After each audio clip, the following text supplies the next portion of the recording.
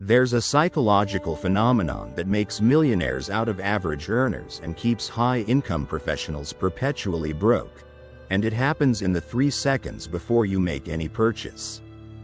Sarah thought she was being financially responsible by making coffee at home and skipping expensive dinners out, yet somehow she was always broke by the 3rd week of every month. The real culprit wasn't her obvious spending. It was the invisible psychological traps her brain had set for her. Most of us believe that being broke is about spending too much on big things: the car payments, the rent, the vacation we couldn't afford. But neuroscience reveals a different story entirely. The habits that keep us financially stuck operate below our conscious awareness, hijacking our decision-making process in ways we never recognize. Today we're going to explore the psychological underbelly of everyday spending habits that silently drain your wealth. Not the obvious ones everyone talks about, but the subtle mental patterns that make financial freedom feel impossibly out of reach, even when you think you're doing everything right. Let me paint you a picture that might feel uncomfortably familiar.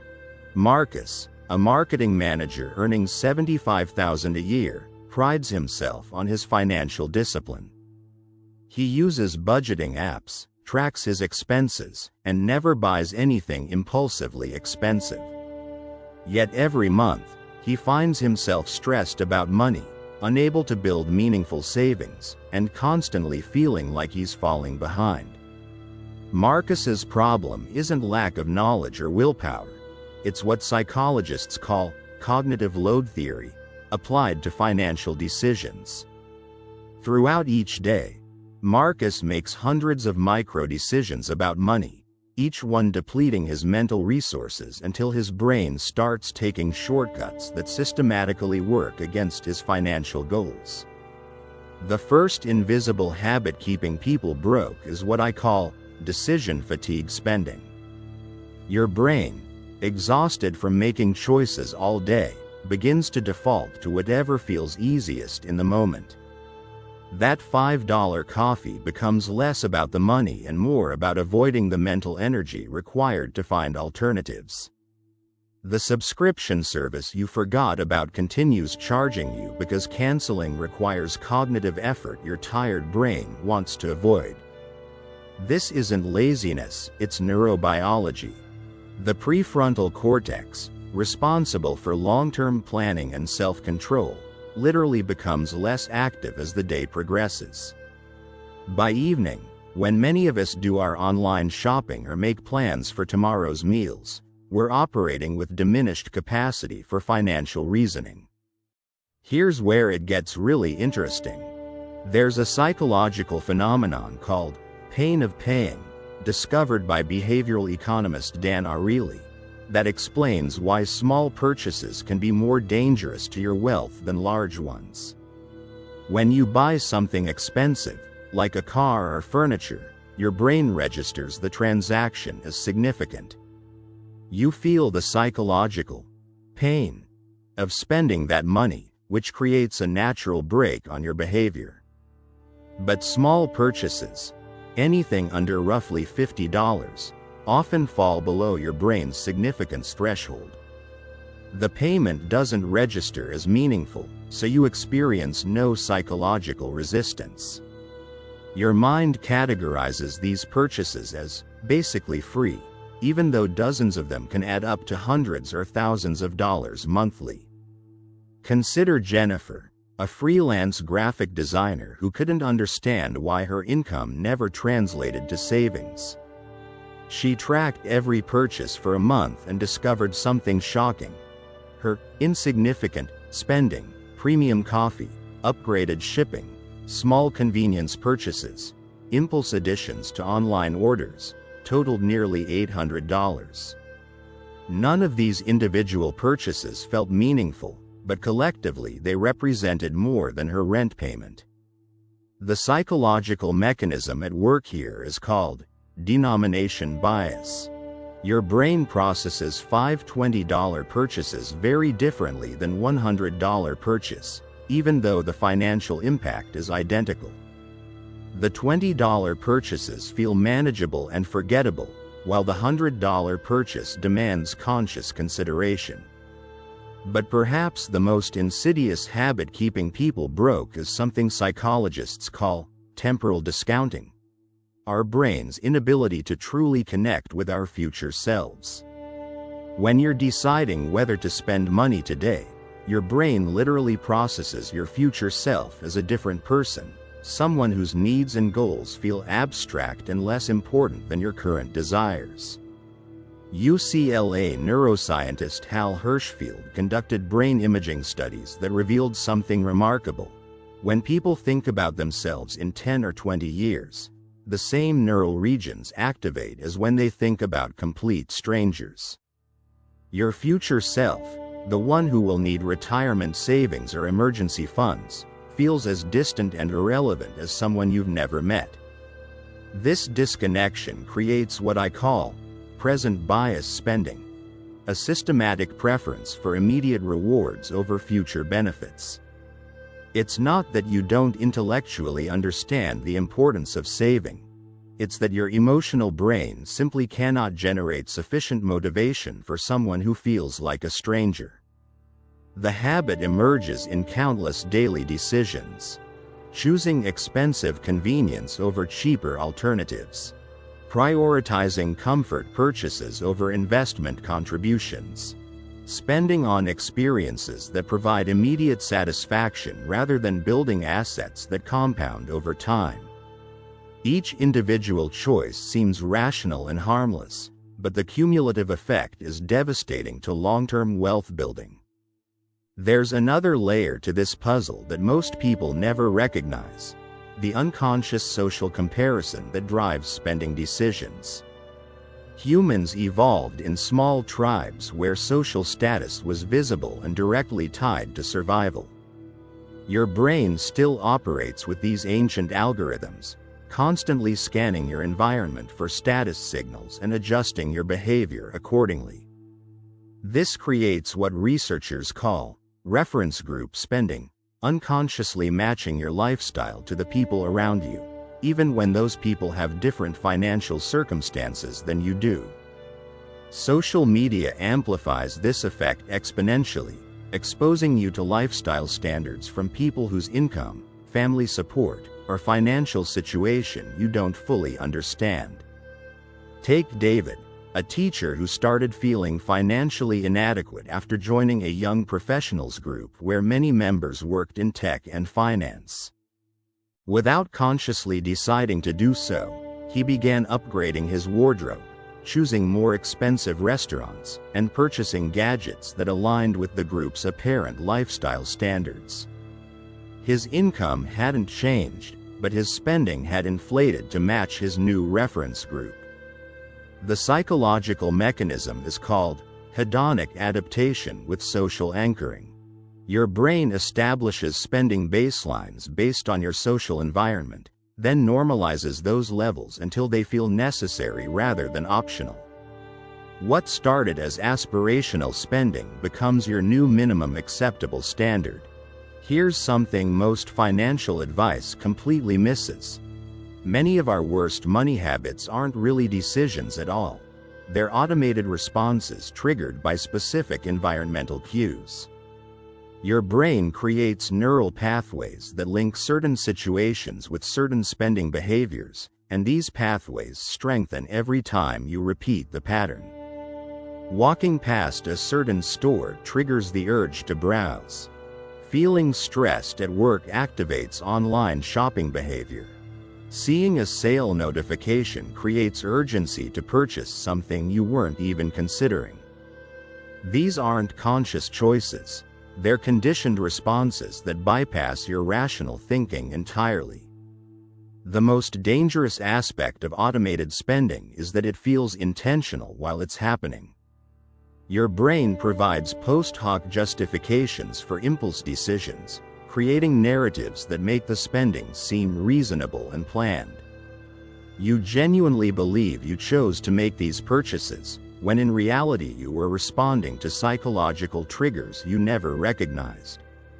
So how do you break free from these unconscious patterns? The solution isn't more willpower or better budgeting apps. It's rewiring the psychological systems that drive your financial behavior. The first strategy is what I call cognitive pre-commitment. Instead of relying on in-the-moment decision-making, you make financial choices when your prefrontal cortex is fully active and your long-term thinking is clear. This might mean automating savings before you can spend the money, or creating specific rules for different spending categories that bypass the need for repeated decisions. For example, rather than deciding whether to eat out each time you're hungry, you predetermine which days and circumstances justify restaurant spending. This removes the decision from moments when you're tired, stressed, or influenced by social pressure. The second approach addresses the future self-disconnection through what researchers call episodic future thinking. Instead of abstract long-term goals, you create vivid, specific scenarios of your future life and the role money will play in those situations. You might visualize the exact moment when you'll need emergency savings, or imagine the daily experience of financial independence. When Jennifer started this practice, she would spend 2 minutes each morning visualizing herself 1 year in the future, living without the stress of paycheck-to-paycheck anxiety. This simple exercise began connecting her current spending decisions to her future emotional experience, making savings feel more personally meaningful than immediate purchases. Addressing social comparison spending requires what psychologists call reference group curation. Instead of passively absorbing spending cues from your environment, you actively choose the social and media influences that shape your financial norms. This doesn't mean avoiding all social situations or deleting social media. It means being intentional about the lifestyle messages you regularly consume. Following people whose financial values align with your goals, rather than those whose spending habits you unconsciously absorb. Seeking friends and communities where financial responsibility is normalized rather than seen as restrictive or boring. Marcus discovered that many of his spending decisions were unconsciously influenced by his coworkers' lunch habits, weekend activities, and casual purchases. By finding one friend who shared his interest in financial independence, he created a new reference point that supported rather than undermined his goals. The most powerful technique for changing automated spending behaviors is called implementation intention, creating specific if-then plans that replace unconscious responses with conscious choices. Instead of trying to eliminate triggers entirely, you program alternative responses to those same environmental cues. If you automatically browse online stores when stressed, your implementation intention might be, if I feel work stress building, then I will take a 5-minute walk around the building before opening my computer for personal use. If sale notifications create purchase urgency, your plan might be, if I receive a promotional email, then I will close it immediately and revisit the item in 24 hours if I still remember wanting it. These aren't rules that require constant willpower. They're pre-programmed responses that intercept automated behaviors before they can activate spending patterns. But there's an even deeper layer to explore. Many of our money habits are rooted in fundamental beliefs about abundance and scarcity that we absorbed long before we understood anything about personal finance. These core beliefs operate like background software, influencing every financial decision without our conscious awareness. Someone who grew up in a household where money was constantly stressed about develops what psychologists call scarcity mindset, a deep belief that resources are limited and must be hoarded or consumed quickly before they disappear. This can manifest as either extreme frugality or panic spending, depending on how the person's brain learned to cope with financial uncertainty. Paradoxically, scarcity mindset often creates the exact financial problems it's trying to avoid. The anxiety about not having enough can drive decisions that prioritize short-term security over long-term wealth building, or create such fear around money that opportunities for growth are consistently avoided. On the flip side, someone might develop artificial abundance mindset, spending freely to prove to themselves and others that money isn't a problem, even when their actual financial situation doesn't support this behavior. This often stems from shame around childhood financial limitations, creating a compulsive need to demonstrate financial success through consumption. Your relationship with money is inseparable from your sense of identity, and many spending habits are actually attempts to express or maintain who you believe you are. This creates what I call identity spending, purchases that feel necessary because they align with your self-concept, even when they undermine your financial goals. Consider how different people justify the same purchase. One person buys expensive coffee because they see themselves as someone who appreciates quality. Another justifies it as supporting local business, aligning with their community-minded identity. A third frames it as necessary fuel for productivity, connecting to their identity as a hard worker. The psychology here is fascinating. Your brain will find ways to rationalize spending that matches your identity, while creating resistance to financial behaviors that feel inconsistent with who you are. If you see yourself as generous, budgeting might feel selfish. If you pride yourself on being practical, investing might feel too risky or speculative. The solution isn't to change your identity, it's to expand your understanding of how financial responsibility can express your core values. The generous person can frame saving as generosity toward their future family. The practical person can see investing as the most practical long-term approach to financial security. Let's bring this all together. The habits that keep you broke aren't the obvious ones everyone talks about. They're the invisible psychological patterns that operate below your conscious awareness. Decision fatigue that leads to autopilot spending. Denomination bias that makes small purchases feel free. Temporal discounting that disconnects you from your future needs. Social comparison that inflates your lifestyle standards. Automated responses that bypass rational decision-making entirely. But here's what gives me hope about all of this. Once you understand these patterns, you can begin to change them. Not through more willpower or restriction, but by working with your brain's natural tendencies instead of against them. The person who builds lasting wealth isn't necessarily the one with the highest income or the strongest self-control. It's the person who understands their own psychological patterns and creates systems that support their long-term financial success. Start with just one area. Maybe it's creating implementation intentions to interrupt your most common impulse spending triggers. Maybe it's practicing episodic future thinking to strengthen your connection to your financial goals. Maybe it's curating your reference group to support rather than undermine your money values. Remember, every millionaire started with the same psychology you have right now.